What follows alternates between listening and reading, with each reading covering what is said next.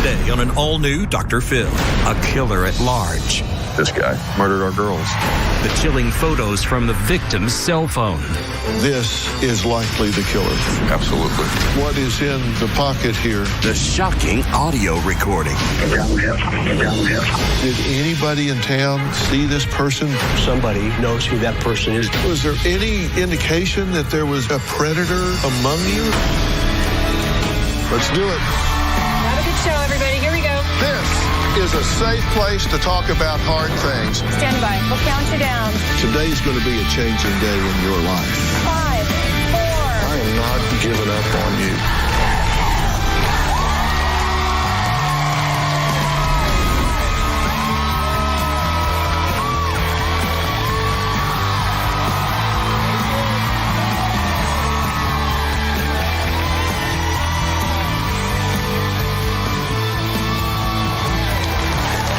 Today, we're investigating a mysterious case of two young girls who vanished without a trace. 14-year-old Liberty German and 13-year-old Abby Williams were reported missing on February 13, 2017, when they did not return from a walk on a popular trail in their hometown of Delphi, Indiana. The best friends did everything together, and they died by each other's sides. Their bodies were found one day after they went missing. Now, almost 10 months later, their killer is still at large. And the key to this case may be in Liberty's heroic final actions. In the moments before she and her best friend disappeared, Liberty used her cell phone to take a photo of the man who appeared to be following them.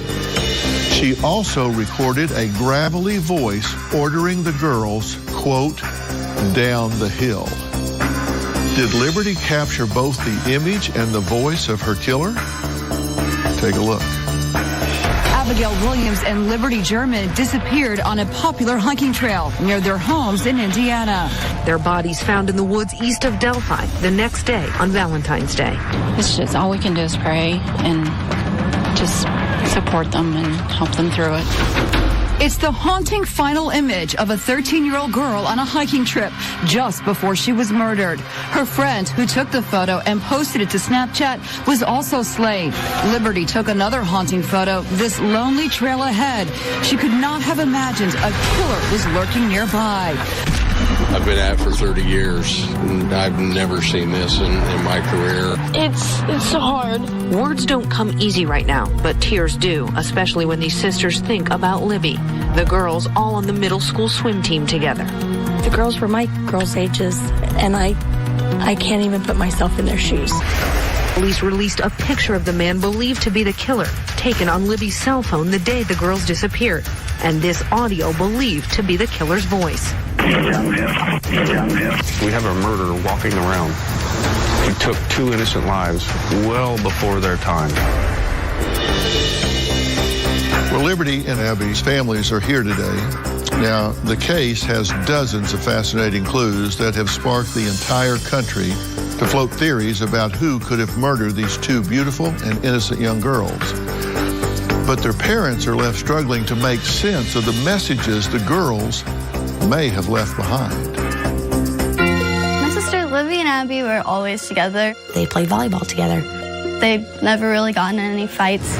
They were both in band. We both played the alto sax. They liked going out and playing softball. They were super close. One of our bumper stickers says best friends who earn their wings together. They were very, very good friends. Abby spent the night with us on the night of the 12th because the girls were out of school. We had a movie night and ate pizza. The next day, Libby asked if I would take them to High Bridge. Lamona Bridge is an abandoned railroad bridge. It's just a local historical point. When I dropped them off, it was just like any other time I dropped them off to go to the trails. I just said goodbye and told Libby I loved her and that I'd see her when I got home. Her dad called Libby at 3:11 to tell them he was getting close to the pickup point, and she didn't answer. He got there and he called him again, and she did not answer, so he walked down towards the bridge looking for them. By 3:30, he called me and said, Libby's not answering. Could you guys try getting a hold of her? I called Mike at work and said, we have a problem, and he said, I'll meet you there. When I heard they were missing, I just figured Libby had lost track of time and her phone died. I had a couple of missed calls. It was Becky saying that we need to go to the sheriff's department. Everybody was pitching in, fire department, the local police, the sheriff. People were walking around the trails. The sheriff asked to see if the girls had posted anything recently. That was when the first photo came up, stating that they had been at the bridge, and the photo was taken about 2:07. At midnight, the police did call the search off for the evening. We started searching again in the early morning. It was a whole array of folks, friends, family, everybody. Sometime around noon, they found the girls.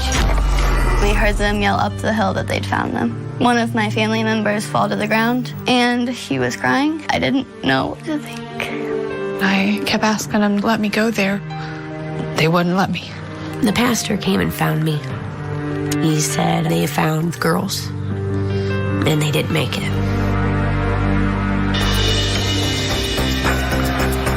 Well, as I said earlier, Liberty recorded chilling images and audio on her cell phone of a man ordering the girls down the hill. Libby did get a video of the guy secretly. You could hear him telling the girls to go down the hill. We assume he's referring to at the end of the trail. We have listened to it over and over and over. If we were to hear it, I'm sure we would know it. When I hear the voice, I try to remember the people I've seen or the people that I've heard talk to me and try to figure out if I've ever heard it before. It's been the 10-month mark, and we still have not located the person who did this. We don't go anywhere. We don't do anything that we aren't looking for this guy. We have a hole in our family now. There are days that I would just rather not be here. Have it go away. Losing Libby has been devastating. I carry her book bag to school. I think Libby's with me every day. My fear is that we could be here 10 years from now and we won't know what happened or why. I miss having my secret keeper and my best friend. Well, I'm so glad to meet y'all. And like so many people in the interviews and tapes have been said, I'm so sorry for your loss. It's not the natural order of things for us to bury our children. How are you dealing with this day to day? We take it day by day. We are doing everything that we can to help the law enforcement. We aren't the type of people to just sit around, so we have tried to spread the word. We send flyers to people. Our goal right now is to get his face out there everywhere, in every town, that he can't go into a single town that his face isn't staring at him. How do you deal with this at this point? Well, every morning I wake up, I walk down the hallway, and there's a picture of Libby. And I say good morning to her. And that gives me the motivation to stay on task here, to go out and catch this guy. Because I truly believe, Doctor, that somebody out there knows this guy. Somebody knows something. Nobody lives in total isolation in today's world. Right. And I'm asking that person, please help us out. So staying focused on trying to catch this guy is one of the things that helps keep me going. Of course. And how about you? What do you say to yourself about this every day? I mean, this is every parent's worst nightmare, obviously. There are days that we get up and I think about what I've got going for the day, but the last thing sometimes is that this is all real. Her bedroom's right next to mine. And I think about the fact that she's not right behind that door. And even standing here and waiting and seeing these photos and listening to our story again every day, it's brand new and it hurts just as bad as the day it happened. When you see that last Snapchat photo of Abby, what goes through your mind? She's grounded. That bridge is so high. And I remember somebody asked me, well, was it possible they were meeting somebody? Her hair's done up nice. I'm like, her hair is the messiest bun. She's wearing my old shirt ratty blue jeans. She is not dressed nice at all. And Libby's sweatshirt, I believe, that wasn't even hers. It's a hard fact that knowing that's it. How did this happen? Was there any indication that there was a predator among you, that there was anybody of suspicion in your community? This is not a big town here. No, our town has 3,000 people. We're definitely a small, rural, Midwest town. No, we have no clue if there was somebody walking among us. And the thing of it is like the girls weren't really out there by themselves. There were other kids out there. It was a fluke. It was February 13th, and it was 60 degrees out. You know, so there were many kids out there throughout the day. Right. We've talked to many of them. So it just so happened that they were in a little lull, and this happened. So this happened. What is this? How did this unfold on this day? What actually took place? What were the sequence of events? We're going to talk about that when we come back, and we're going to hear the chilling voice that Liberty recorded on her phone of a man ordering her down the hill. Could that be the voice of the killer? Plus Liberty's sister, Kelsey, who dropped the girls off at the trail, is going to talk to us as well. We'll be right back.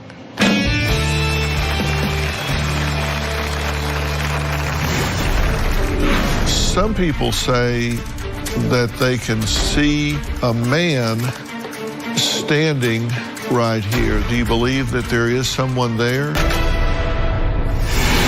And later, here's the audio Libby captured that may have been him ordering them down the hill. Something else put them in a position of vulnerability.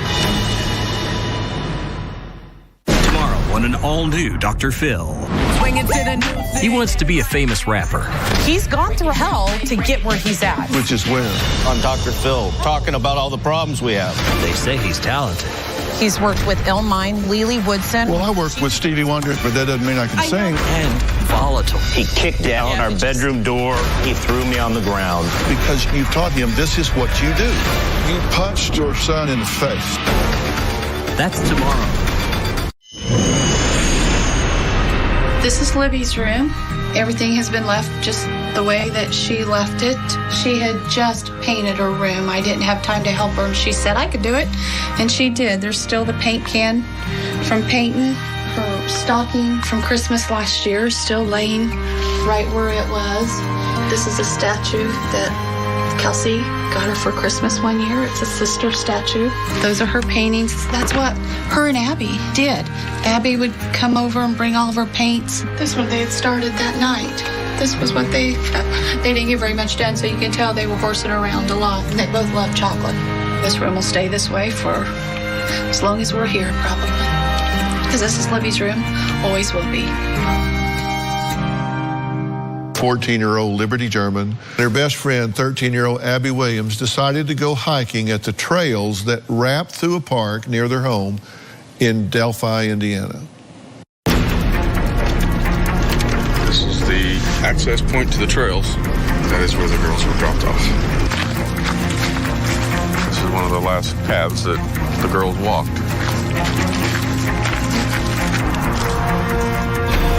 We're on the Monon High Bridge. This is where the girls came out to take pictures that afternoon. Where the person who's responsible for this walked out here and caught them isolated on the bridge, did what he did, murdered our girls. And this is memorial items that people from our community and around the state to just show their support. I spent a couple of weeks out here shortly after, just scanning the woods and creek banks and looking for clues, items, anything I could find that would possibly help catch this guy. Okay, I've found that specifics do help trigger people's memory sometimes. So if we could just run through this quickly, but in some detail. It's 1 o'clock on the 13th of February. And your sister Kelsey, right? Mm-hmm. You dropped them off at the trail. I dropped them off around 1:30. Around 1:30. You dropped them off at the trail, Anything unusual when you dropped them off? No, it was just like any other time I would have dropped them off. They say anything that sticks out in your mind at all? It was just a normal day. I just said goodbye, and then I loved them, and I'd see them when I got home. Okay. All right. And they didn't say anything unusual? You didn't, in looking back, nothing sticks out to you at all? No, looking back on it, it was just a normal day. Just a routine day. Okay, then at 2:07 p.m., which would be, 37 minutes later, Libby posts 2 Snapchat photos from the bridge. In one photo, Abby walks along the bridge, and she's the only person in sight. That's this photo. Some people say that they can see a man standing behind this tree right here, this image coming out right here. Do you believe that there is someone there? Well, I see the picture of what people think could be, but knowing the area like I do, that's a pretty steep cliff area right there. Yeah, there's nothing to stand on there, is there? No, it's sheer drop. And in fact, if you can kind of see off to the right there, you can see that is truly a rock face shale that just drops straight down to the creek. And that tree is one of the last things that hasn't fell down that edge yet when it goes to give way. Okay. So standing there would be a pretty difficult task. I'm not going to say it didn't happen because I wasn't there that day. Right.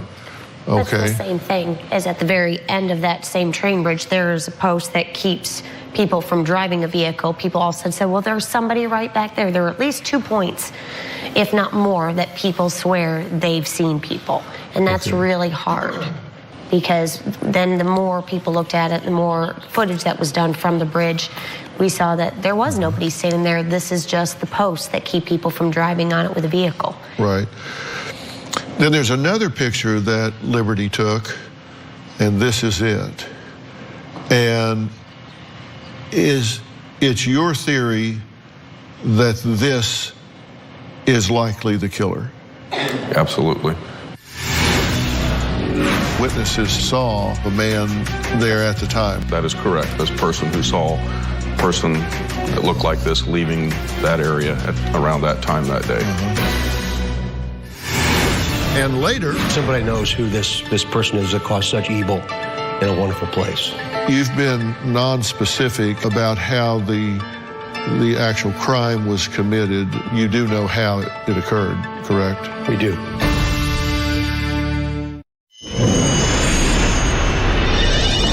Our granddaughter, Libby, was flat out killed. My daughter, Abby, and her friend, Libby, were found murdered. For what? No clue. 2 innocent girls walking on the trails, laughing, giggling, taking pictures. The girls stuck together right up to the end. Every child is the light of your life, and you can't ever imagine losing any one of them. It's your theory that this is likely the killer? Absolutely. Have they been able to high-res this picture and get a better image of the face and all than what we have here? This is as good as it gets. When I say that they've said, the FBI has said, we've had a lot of people working, NASA, Disney, you name it, we've worked on it, we've tried. This is the best we can do because everybody assumes that we can. Okay, and I guess based on this and on witnesses, they came up with a sketch. That is correct. Yes. And this is the sketch, and this does, maybe it's just suggestibility or whatever, but it does look like the picture. Yes. But this is based on witnesses saying what they saw of a man there at the time, right? That is correct. Yes. Yeah, that was from an eyewitness person who saw a person that looked like this leaving that area around that time that day. Okay, and then at 4 o'clock, you went to the trails, right? My son, who was picking Libby up, called me and said she's not answering the phone. And that was at 3:30, so my daughter and I both kept calling and messaging and texting Libby, and there was no answer.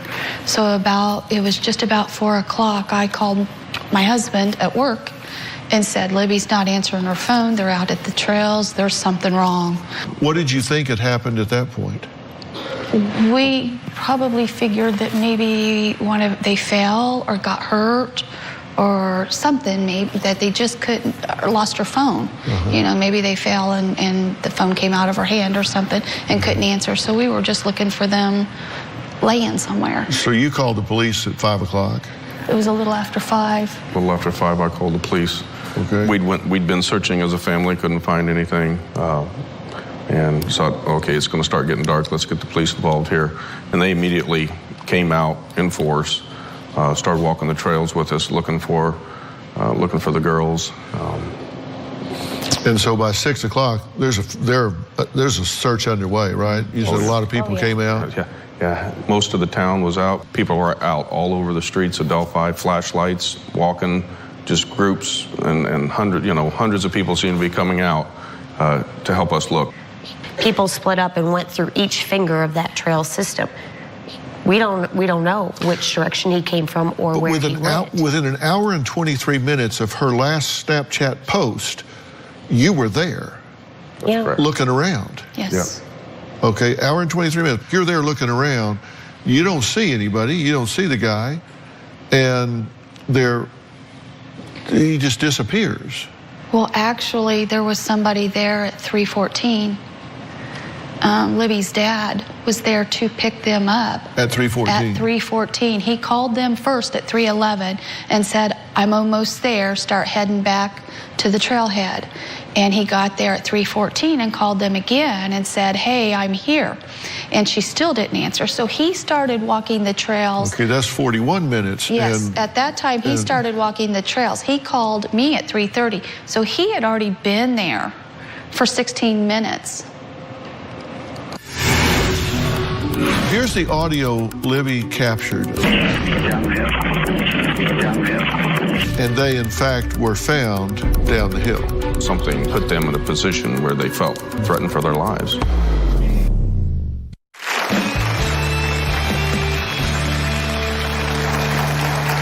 Well, I'm back with Anna, Mike, and Becky. Sister Kelsey is also here, and we're talking about the tragic and untimely deaths of 2 innocent young girls. And we're talking about 14-year-old Liberty German and her best friend, 13-year-old Abigail Williams. Well, here's the audio Libby captured. Let's listen to this carefully.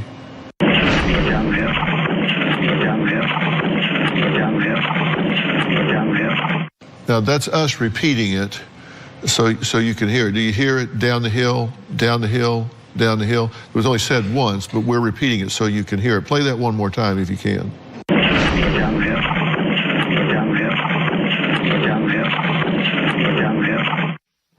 Okay. And they, in fact, were found down the hill. Yes. Right? Yeah. Yes, they were. As chilling as it is to hear, that may have been him ordering them to get away where anybody could see them, to get down the hill. How would they respond to someone telling them, get down the hill? What level of threat would they have to be facing to comply? What would you predict from them? Something else put them in a position of vulnerability, whatever that was.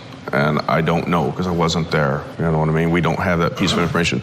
Was it a gun? Was it a knife? Was it some sort of weapon? In my opinion, or the girls, they'd say, I'm not going down the hill. You crazy? Something, in my opinion, put them in a position where they felt threatened for their lives. Well, that's what I'm thinking, because we've got 2 girls and 1 perpetrator, and these girls are grown enough to be, they're not little children, they're grown enough to, fight or run away. And I'm so fascinated by the fact that Liberty had the wherewithal to take this picture and make this recording, and that neither of them left the other side. They stayed together. Very strongly. That's exactly what it was. That should have the opportunity presented itself. They didn't. We don't know that it did, but we feel very strongly, and we've said that amongst ourselves and our families. The girls being how they were, cared for and looked after others, and it would have been very much their personality. Like we said to begin with, if the girls had gotten lost and were off the trail, the theory of stick together would have, that's what they would have done. If one or the other had fallen and broken a leg, they would have stayed together until somebody found them. Neither of them had a good sense of direction either. We knew that they would have got lost even farther. Were they found near a trail? I mean, there are trails, they say, that go all through here. Were they found near a trail? How far off of a trail? No. Where they were was at the end of the trail system. I see. They were found within... They're right up against the private property. Right, yes. So, but they were found within half a mile of where they were at the end of the bridge there. I see. When they found them, you heard them call up the hill, identifying questions, right? Yeah. What were they asking? They asked whether or not, like, what shoes they were wearing, and I remember they asked, like, what color Libby's shoes were, and I knew, so I yelled down to them, and I told them, and they were Libby's shoes, and then they yelled again and said they'd found them.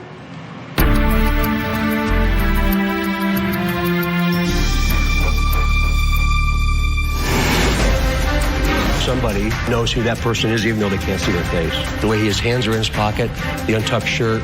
What is the theory about what is in the pocket here? Tomorrow on an all-new Dr. Phil. He wants to be a famous rapper. He's gone through hell to get where he's at. Which is where? On Dr. Phil, talking about all the problems we have. They say he's talented. He's worked with Illmind, Lily Woodson. Well, I worked with Stevie Wonder, but that doesn't mean I can sing. And volatile. He kicked down our bedroom door. He threw me on the ground. Because you taught him this is what you do. You punched your son in the face. That's tomorrow. I'm wearing Libby's hat and sweater that she wore last year at the Christmas parade. It's great to see the softball girls wanting to do something special for them, to remember them. They're not letting them be forgotten. It's kind of thanking our community for all they've done for us. A few years ago, Libby was in the parade as a baton twirler. You would have never thought that the next time she was in the parade would be this way. So it was a pretty bittersweet moment. She is here with all of us today. Superintendent Douglas Carter is here from the Indiana State Police. And when this happened and these girls went missing, law enforcement really sprung into action here and started searching for these girls immediately, correct? They did. And when you look at the area around there, what's the most likely way for this person to have gotten away? Would he have gotten away by car, by foot? What's the most likely way for him to have gotten away? And Dr. Phil, right now, it'd be speculative of us to try and figure out how he got there or where he went after this occurred. But I certainly hope in my lifetime I can look him in the eyes and ask him that same question. You know, sometime between 2:07, when that last Snapchat post was put up, and by the time family members started showing up and everybody started showing up, there's a window in there between probably around 2:30 and 4 o'clock, 5 o'clock, somewhere in there. This man had to be making his departure, and hopefully somebody think about that. Think about that time on February 13th, 2017, between 2:30 and 4 o'clock-ish. If you're anywhere in that vicinity, if you saw anything on foot, in a car, whatever, you want to know it, right? I so appreciate you saying that way, because that is actually what happened afterwards. We started to canvass the city of Delphi and the areas on the same day that the crime occurred. And we stopped cars and asked them, and please tell us if you saw anything suspicious, anything at all. But please remember, this is not unlike any other rural community anywhere in America. It's not a typical a trailhead where there's a great big parking area where people come and go from a central place. It's accessible from multiple areas, multiple places in a very rural area. Yeah. So it does set it apart. It makes it a little bit different. Yeah. Now, I grew up in small towns, I mean, like y'all are living in, and if somebody showed up that didn't belong, you stuck out like a sore thumb, because you knew everybody and everybody knew. And then if some transient showed up, they just stuck out like a sore thumb. Did anybody in town see this person before in the week leading up to, or any time? We believe that the sketch that you see behind you was a face-to-face encounter with a citizen of Delphi. Okay, so you think that actually somebody interacted with him, talked to him, saw him in a store, street, something, somewhere, somehow? We do. The person we believe to be the killer on the High Bridge has been enhanced as best as it can be enhanced. That's him. What I believe is there's somebody that knows who that person is, even though they can't see their face. I think I could identify a family member if I couldn't see their face based upon the way they were standing, the way his hands are in his pocket, the untucked shirt, the gait, whatever that might be. And that's who we're looking for today. Mm-hmm. What is the theory about what is in the pocket here, Superintendent? What do you suppose? It would be speculative and subjective at best. There's no way for us to be able to tell. It does appear that there's a shirt tail out, though, doesn't it? And there's speculation about what that might be, even with that. But somebody knows who this person is that caused such evil in a wonderful place. Well, this show is on in every city in America. I mean, we are on in every city in America. Look at this picture. I don't care if it's your brother, your father, your uncle, your cousin, your friend. Somebody recognizes this person. Call your friends right now and ask them to tune in right now to this show. Call everybody you know, tell them tune in, look at this picture. We want to find this man. We don't know that he's one that did anything wrong, but we damn sure know we want to talk to him. Coming up, police say witnesses helped them create a sketch of a man seen on the trails near where the girls took their final walk. Are there persons of interest who look eerily like this man? We'll talk about that when we come back.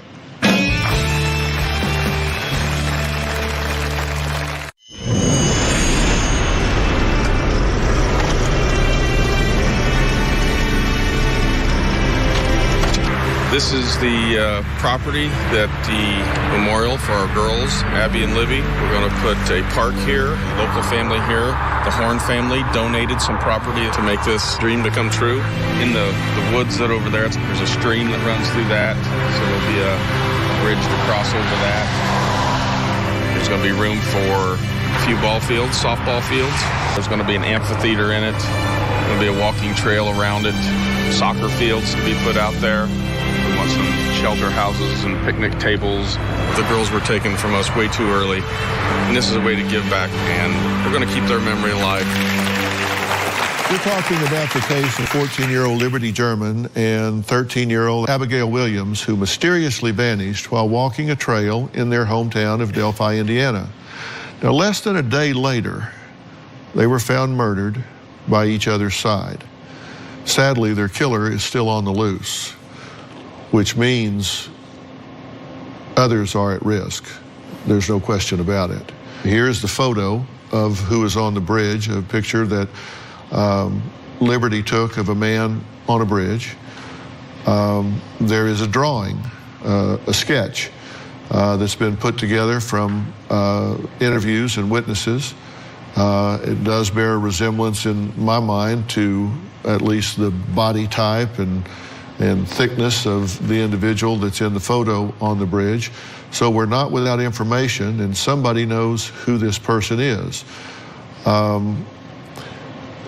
Have you had any persons of interest, sir? We have.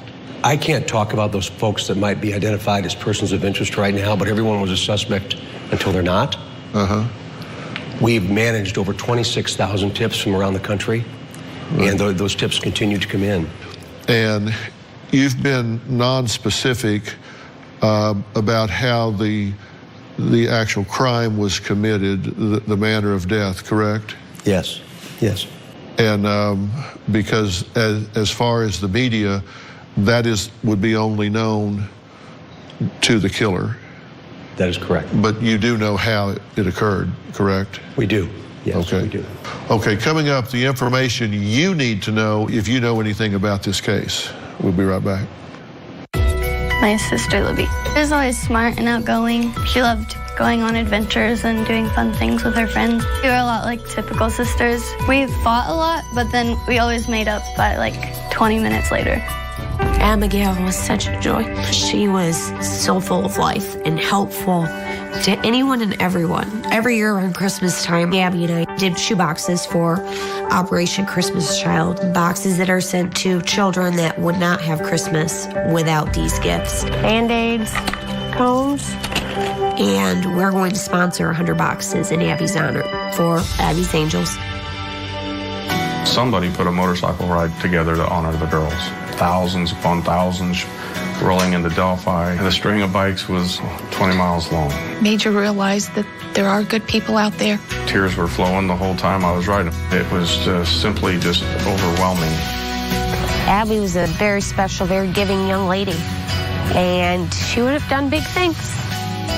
Libby may not be here physically. She'll always be in our hearts. Today's show is almost over, but we are hard at work on tomorrow's show and beyond. And we are always looking for great guests. Do you feel like you have a story I won't believe? Log on to drphil.com and click Be on the Show to tell me about it. Or text Phil at 88500. I want to hear from you. Want to know what's coming up on Dr. Phil? Visit our website and subscribe to our email newsletter. You'll get weekly updates, life strategies, and exclusive video that you won't find anywhere else. Plus, on drphil.com, you can see sneak previews of upcoming shows. Log on today. Well, I'm back with this heartbroken family here that has lost these two precious girls. The sister that dropped them off, Kelsey, and we're simply wanting to shine a very, very bright light on this case in hopes that it will trigger a recollection in somebody's mind. Somebody knows something somewhere. So once again, this is the picture that was taken by Liberty of the individual on the bridge. This is the sketch that was created of the individual based on witnesses. And now I want you to hear the voice of what we believe was the killer ordering these girls down the hill so you can hear the voice.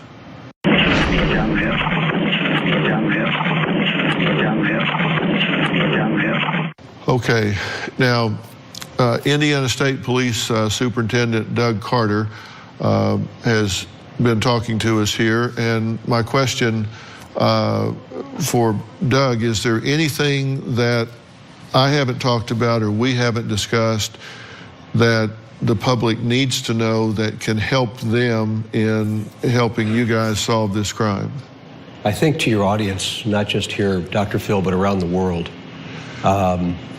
this is Anywhere America. And these families in that community are absolutely extraordinary. And to see what human beings do when others are struggling has been the highlight of my lifetime. And what I need for people to do in America is trust who we are. And I ask that you please do that. There's lots of reasons not to, and I understand that. But to trust who we are, because as you have so well articulated, somebody talked to this killer yesterday. And One day I hope that we can all look in the eyes of Abby and Libby and they can say thank you for what you did. But more importantly, that our world's a better place. And that's my hope. That's my hope, and that's what I'm imploring and begging for folks to do. Yeah. To sit here with you is just the highest of honors. Well, is there anything that either the three of you want to add that you think would help people to respond?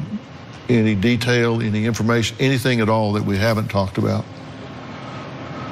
Well, like I said, try to take yourself back to February the 13th, that day, and look at this picture, because he would have looked that way at that point in time. Today, he may have grown a full beard, may have shaved his head, may have dyed his hair. We don't know. Authorities urge anyone with information on Liberty and Abigail's deaths to call 844-459-5786. And that number, I mean, you may not remember it, 844-459-5786. If you don't have a pen, don't have a pencil to write down right now, it will be on drphil.com. It will be on my Facebook page. It will be big and bold. Now, please do not waste their time. Don't prank here and be an internet troll. But if you know something, then you need to say something. Sir, I cannot thank you enough. People say that I bleed blue because I stand for law enforcement every chance I get. And in addition to this case, just in general, thank you for what you do. Thank you for standing in the gap every day for the rest of us. Really appreciate that. I want to thank all of my guests. If you have any information about this case, please call the number provided. As I say, it will be posted on all of my social sites. Thank you so much for watching.